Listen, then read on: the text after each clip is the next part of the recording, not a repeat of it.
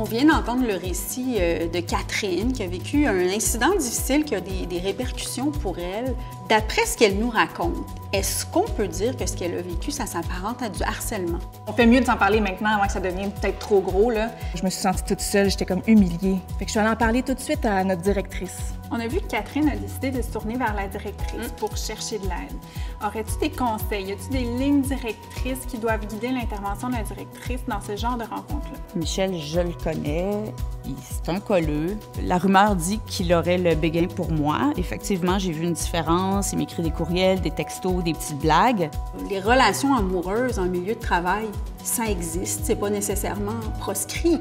Mais quand est-ce qu'on devrait s'en préoccuper? Mais je pense qu'il n'est pas conscient de ce qu'il crée comme malaise. Je ne sais pas quoi faire. On voit très bien que Julie ne semble pas accepter les avances de Michel. Comment ça se fait que Michel, lui, ne perçoit pas ces signaux-là correctement? Thierry, ça t'aurait pas passé par la tête de me faire vérifier le courriel avant de l'envoyer? Pardon?